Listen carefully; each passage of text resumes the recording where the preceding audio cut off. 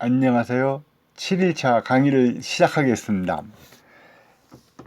오늘 뉴스 브리핑은 북한의 조성길 전 주 이탈리아 대사대리가 작년 7월 국내에 들어와서 1년 넘게 체류 중인 뉴스가 10월 6일자로 뉴스가 났는데 그것을 가지고 시작하겠습니다.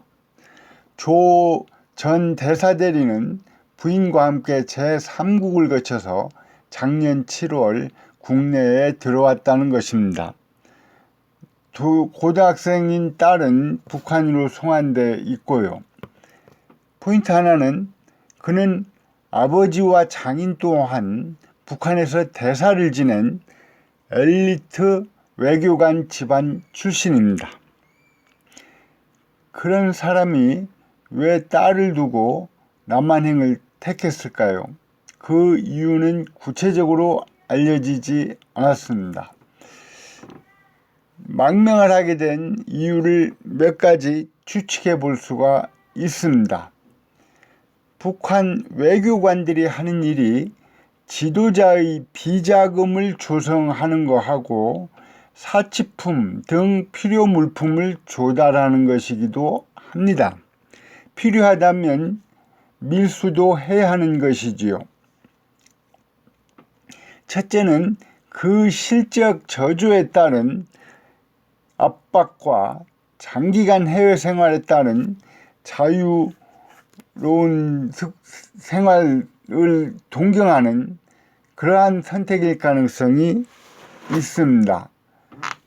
둘째는 개인 비리가 있겠죠. 포인트 두 번째는 입국 사실이 1년 넘게 공개되지 않은 점입니다. 그것은 조 전 대사대리가 신변 보호를 위해 입국 사실을 비공개로 해달라고 했답니다. 북에 남아있는 가족을 위해 그럴 수도 있었겠죠. 지금 알려진 것도 북에 있는 가족에게는 심각한 핍박이 있을 것으로 예상됩니다.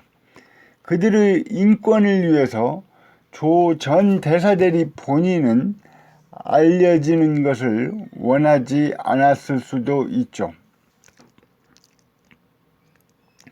포인트 세 번째는 이참에 북한 고위 인사의 탈북 사례를 살펴볼까요? 1997년에 황장엽 전 노동당 국제비서가 최고위급 인사입니다. 그 해에 이집트 대사와 그 형 프랑스 경제참사관이 미국 망명을 택한 바 있습니다. 그리고 2016년에 태영호 당시 영국 대사관 공사가 한국 망명을 택했습니다. 태영호는 현재 우리나라 국회의원이죠. 조성길은 대사 대리이지만 직급은 태영호 등보다 낮은 1등 서기관으로 알려져 있습니다.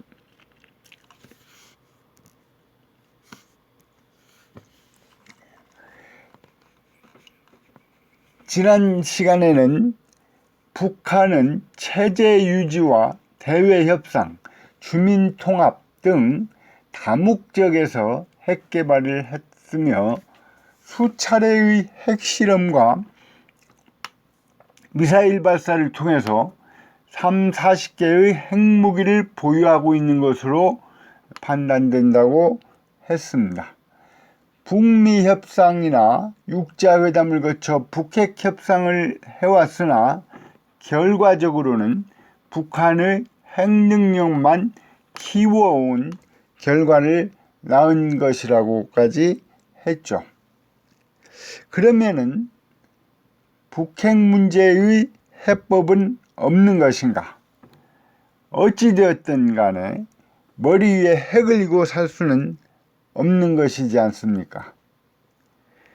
북한을 국제사회로부터 완전히 고립시켜 북한 정권을 무너뜨리거나 스스로 핵무기를 포기시키는 방안도 검토 가능하지만은 이는 주변국의 이해가 달라서 가능성이 희박합니다.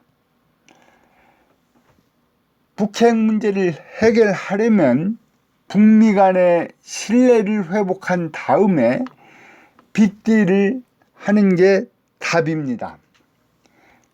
그런 면에서 북미 정상회담은 진일보한 것이지요.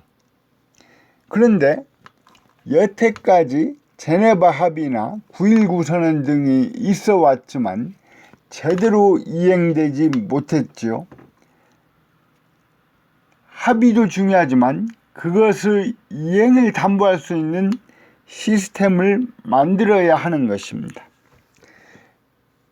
즉, 북한의 안전보장과 경제지원과 바꿔가지고 북한의 비핵화를 딜을 하고 이 딜이 잘 이행될 수 있는 장치를 마련하는 것이 필요합니다. 그 장치는 남북미 3자 회담이 되었던 남북중미 4자 회담이 되었던 또는 UN 등이 담보를 하는 것이든지 간에 여러 가지를 검토할 수 있겠습니다. 남한이 북미 간의 조정자로서 지금 역할을 하고 있는 중이죠. 실제로 북미 정상회담에 물꼬를 터주었고요.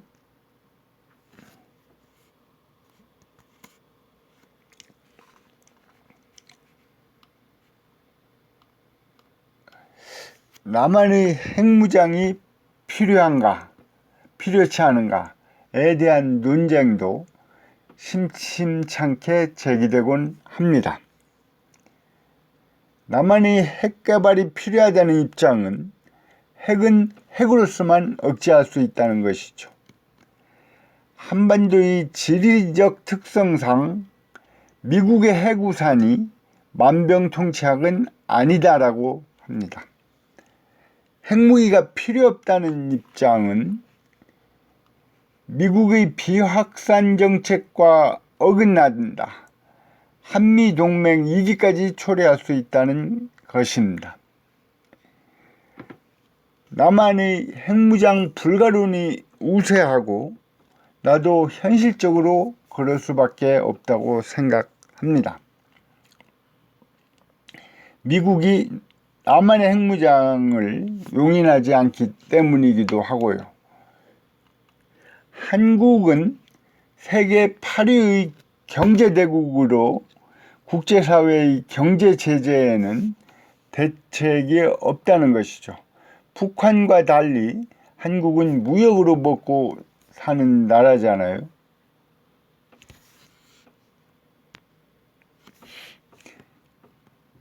이제까지 북미 외교 관계를 공부했습니다. 북핵 문제를 따로 살펴보았고요. 북한과 일본의 관계는 1990년대부터 북일 간의 수교 문제를 본격적으로 논의하기 시작했습니다. 양국의 현안 문제는 세 가지입니다. 일본의 식민지 지배에 대한 보상 문제 등 과거사 문제고요. 두 번째는 북핵 문제고 세 번째는 일본인 납치자 문제입니다. 북일 수교 문제는 90년대가 돼서야 논의되기 시작하는데요. 2002년의 9월에 그리고 2004년 5월에 북일 정상회담이 두 차례 있었습니다. 고이즈미 총리가 2002년 9월 북한에서 김정일과 정상회담을 하고 북일 평양선언을 발표하였습니다. 그리고 2004년 5월에 김정일과 고이즈미는 2차 정상회담을 갖고 수교 회담을 재개하기로 합의하였습니다. 북일 평양선언의 내용은 일본은 식민지 지배에 대해 반성을 하고 사과의 뜻을 표명하고 국교 정상화 후 대북 무상 자금 및 인도 지원 등의 경제 협력을 실시키로 하고요.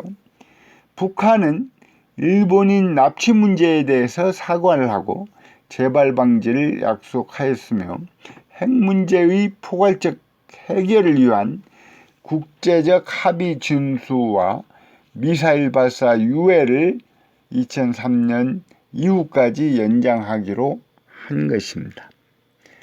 두 차례의 정상회담에도 불구하고 관계 개선은 쉽게 이루어지지 못했습니다. 일본은 선북핵 납북자 문제 해결 후에 관계 정상화를 하자는 입장이었죠. 북한은 납치 문제는 이미 해결됐다는 입장으로 서로 평행선을 걷고 있는 것입니다.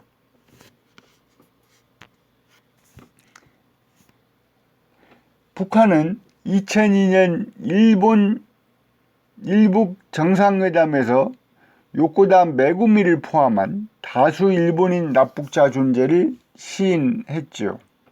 이들 중 일부를 석방한 김정일은 메구미는 사망했다면서 유고를 보냈으나 유전자 감식 결과 가짜로 드러났습니다. 2014년 메구미 부모와 메구미의 딸을 몽골에서 상봉케 하고 곧이어 북일 국장급 회담에서 납북 일본인 전면 재조사를 실시하기로 합의하였습니다.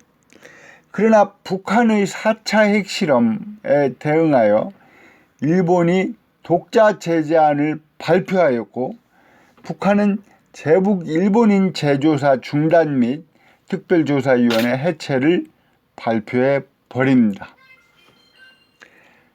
북미 정상회담 이후에 일본 정부는 정상끼리 일단 만나고 보자고 누차 얘기하고 있죠. 그들이 풀어야 할 숙제는 일본의 식민지 지배에 대한 보상 문제, 북핵 문제, 일본인 납치 문제 등 3가지라고 이야기했죠. 북중 관계는 한마디로 하면 순치 관계입니다. 순치란 입술과 이를 말합니다. 입술과 이처럼 이의 관계가 밀접한 둘 사이를 비유적으로 하는 말입니다.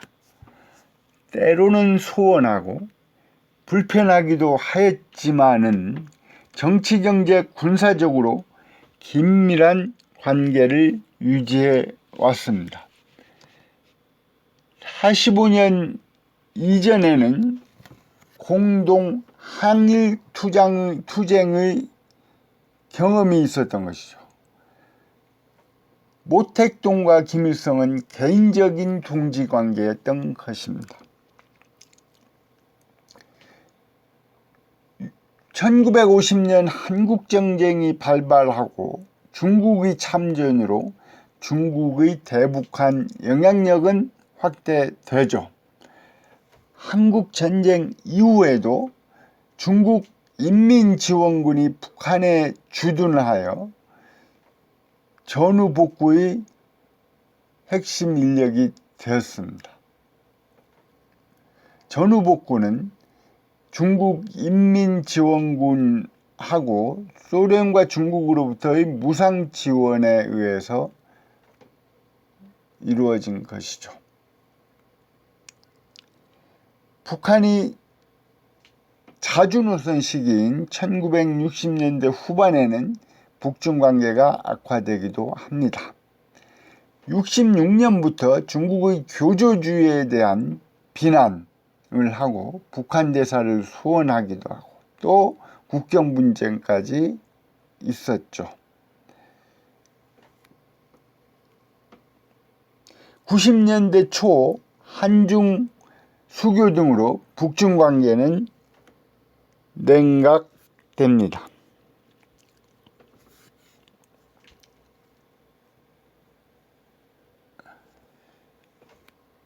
2001년 장점인 중국 국가주석의 북한 방문으로 북중 관계가 다시 회복됩니다.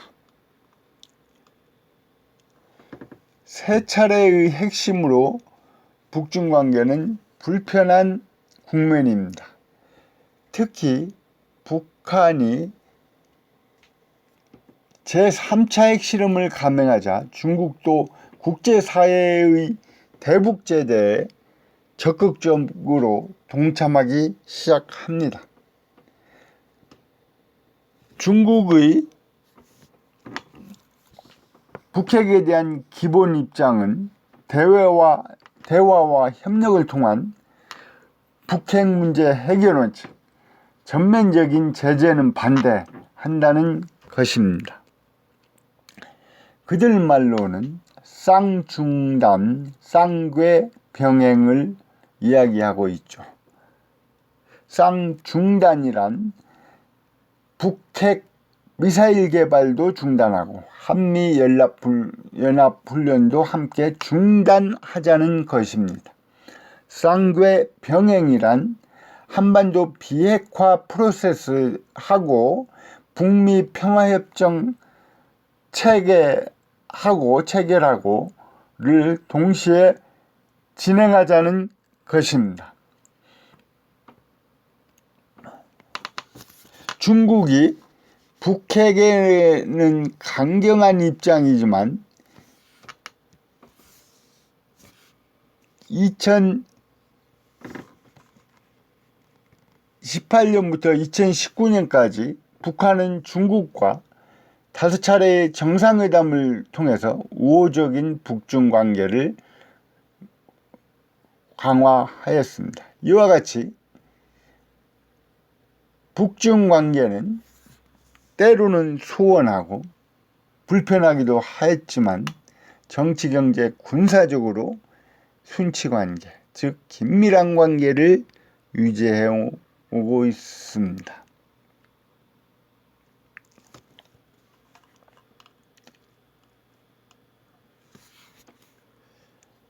여러분, 장래 희망이 무엇인가요? 물론 군사학과 학생들이 많으니까 직업군인이 희망이겠죠. 진로를 선택할 때 어떤 기준에서 하나요? 안전한 직업, 수입이 많은 직업, 잘할 수 있는 직업, 좋아하는 일, 성취 지향적인 사람은 잘하는 일을 선택하면 되고 행복 지향적인 사람은 좋아하는 일을 하면 됩니다. 여러분들은 어떤 일을 어느 쪽을 선택하겠어요? 잘하는 일을 선택할 것인지, 좋아하는 일을 선택할 것인지. 여러분들이 장래 진로를 선택하는 하나의 내 도움이 되었으면 해가지고 여담을 한마디 했습니다. 1교시는 여기서 마치겠습니다.